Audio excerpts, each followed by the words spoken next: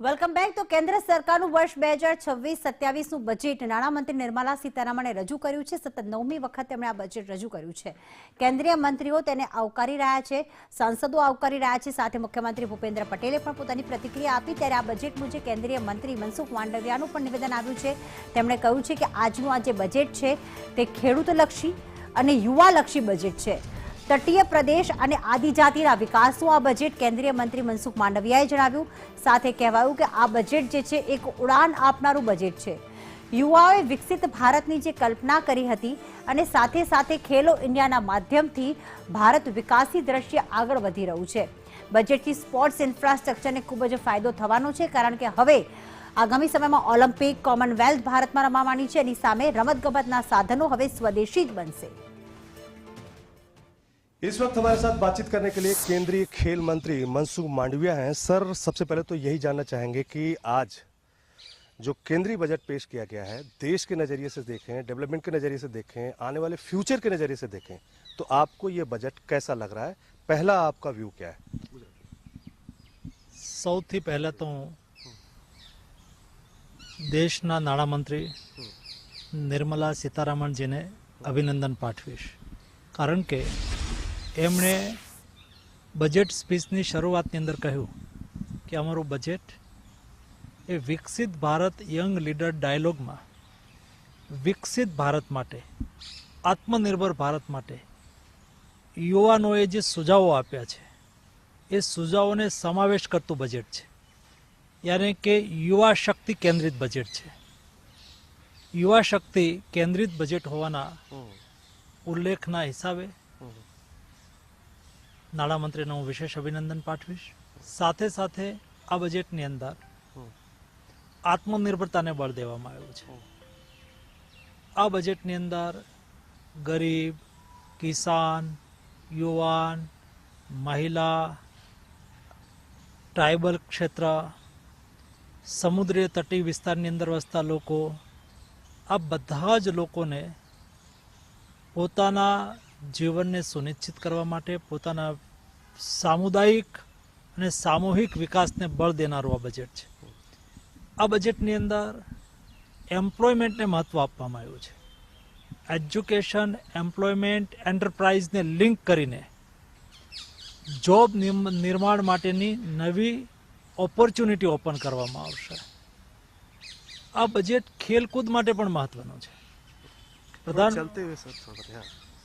પ્રધાનમંત્રીજીએ કહ્યું કે 2047ની અંદર જ્યારે દેશ વિકસિત બનાવવો છે ત્યારે દેશ દુનિયામાં એક મહત્વના સ્પોર્ટિંગ નેશન તરીકે ઉભરે એ વાતને પૂર્તતા કરવા માટે થઈને આ બજેટની અંદર ખેલો ઇન્ડિયા મિશનની ઘોષણા કરવામાં આવી છે। ખેલો ઇન્ડિયા મિશન એટલે શું? બાળક પ્રાથમિક શાળામાં ભણતું હોય ત્યારથી જ એનામાં રમતની ટેલેન્ટ હોય, એને આઈડેન્ટિફાઈ કરી અને એને નર્ચર કરવાનું પ્લાનિંગ। આ બજેટની અંદર દેશની અંદર એક રમતગમતની ઇકોસિસ્ટમ ઊભું કરવા માટેની વાત થઈ છે। આ બજેટની અંદર સ્પોર્ટ્સ સાયન્સ અને ટેકનોલોજીને જોડીને સારા ખેલાડી નિર્માણ કરવા માટે વાત કરવામાં આવી છે। આ ખેલો ઇન્ડિયા મિશનની અંદર સારા દેશની અંદર કોચ નિર્માણ થાય। આપણે વિદેશથી કોચ મંગાવવા પડે છે, એના બદલે દેશની અંદર સારા કોચ નિર્માણ થાય। દેશની અંદર લીગ કલ્ચરને મહત્વ આપવામાં આવે, એટલે કે ખેલાડી હંમેશા ખેલના મેદાનમાં રહે, અલગ અલગ લીગની સ્પર્ધાઓના માધ્યમથી। એ ઉપરાંત એક મહત્વની વાત આ બજેટની અંદર રમત ગમત માટે કરી છે કે આપણું દેશને આપણે ભવિષ્યની અંદર રમતગમતના સાધનો બનાવવા માટે, એટલે કે સ્પોર્ટ્સ ગુડ મેન્યુફેક્ચરિંગનું હબ બનાવવું છે।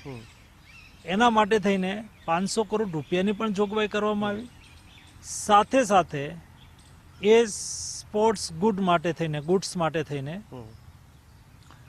રિસર્ચ, એની ડિઝાઇન, ઇક્વિપમેન્ટ મેન્યુફેક્ચરિંગ, એને સપોર્ટ કરવા માટે પણ આ બજેટની અંદર જાહેરાત થઈ છે।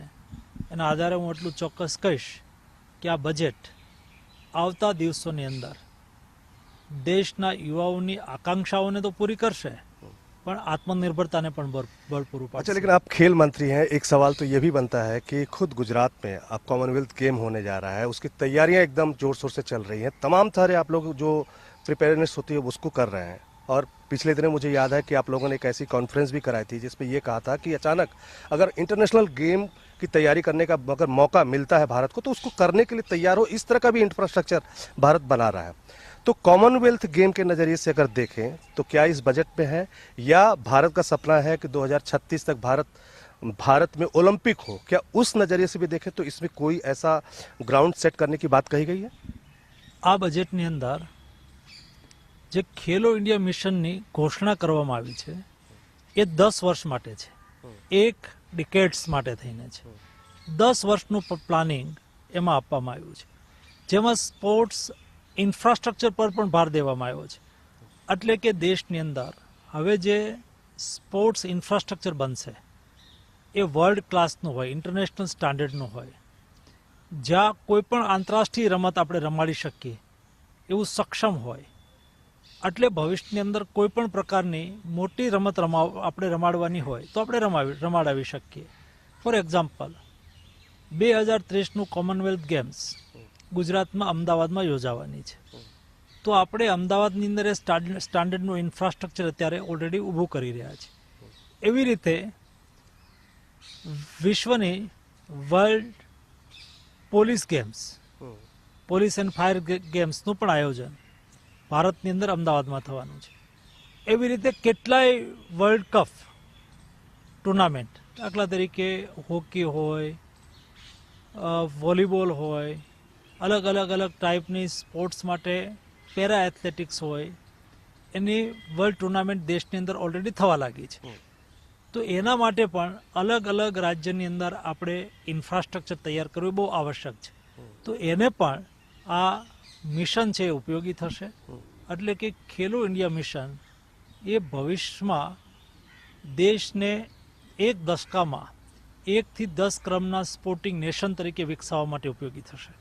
अगर सपोज दैट 2036 में, जैसा कि आप प्रयास कर रहे हैं, मैं आपको व्यक्तिगत तौर पे देख रहा हूँ, 36 में अगर ओलंपिक गेम की मेजबानी भारत को सपोज दैट मिल जाती है तो क्या हमारे पास इस तरह का इंफ्रास्ट्रक्चर होगा कि बहुत जल्द ही हम लोग बिना दिक्कत के ओलंपिक गेम करा सकते हैं? अगर अहमदाबाद की बात करें तो वहाँ भी करा सकते हैं. સ્વાભાવિક છે.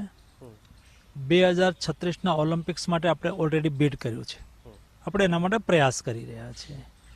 જ્યારે આપણે પ્રયાસ ચાલુ કર્યા ત્યારથી જ દેશની અંદર ઓલિમ્પિક્સને રમાડી શકાય એવું ઇન્ફ્રાસ્ટ્રક્ચર ઊભું કરવું એ બહુ આવશ્યક છે. અને એટલા માટે આપણે અમદાવાદના સિટી પ્લાનિંગનો એક ભાગ સ્પોર્ટ્સ ઇન્ફ્રાસ્ટ્રક્ચરને બનાવી દીધો છે. એટલે આપણે સ્પેશિયલ જ્યારે આપણને ઓલિમ્પિક્સનું બીડ મળી જાય, આપણે બીડ જીતી જઈએ પછી જ કરવા નીકળીએ એવું નહીં. એ અમદાવાદની સિટી પ્લાનિંગનો એક ભાગ બની ગયું છે. એટલે આપણે world class sports infrastructure already અમદાવાદની અંદર ઊભું કરી રહ્યા છીએ. એ ઉપરાંત દેશના વિવિધ ભાગોની અંદર પણ વર્લ્ડ ક્લાસ સ્પોર્ટ્સ ઇન્ફ્રાસ્ટ્રક્ચર કેટલીક જગ્યાએ છે, કેટલીક જગ્યાએ આપણે નવા નિર્માણ પણ કરી રહ્યા છીએ. આપણી સેના પાસે સ્પોર્ટ્સ ઇન્ફ્રાસ્ટ્રક્ચર છે, આપણા સેન્ટ્રલ ગવર્મેન્ટના PSU પાસે સ્પોર્ટ્સ ઇન્ફ્રાસ્ટ્રક્ચર છે, અને કેટલીક પ્રાઇવેટ યુનિવર્સિટી પાસે પણ વર્લ્ડ ક્લાસ સ્પોર્ટ્સ ઇન્ફ્રાસ્ટ્રક્ચર છે. તમે ઓડિશાની અંદર જાઓ તો ઓડિશાની અંદર કિડ્સ યુનિવર્સિટી પાસે વર્લ્ડ ક્લાસ સ્પોર્ટ્સ ઇન્ફ્રાસ્ટ્રક્ચર છે. આ બધા જ સ્પોર્ટ્સ ઇન્ફ્રાસ્ટ્રક્ચર અલ્ટિમેટલી ભારતમાં છે, ભારતના છે. એનો પણ આપણે ઉપયોગ કરી અને આગામી દિવસોની અંદર કોઈ પણ મોટી ગેમ્સ એક દશકની અંદર કરવાની હોય તો કરવા માટે આપણે સક્ષમ બની રહ્યા છીએ.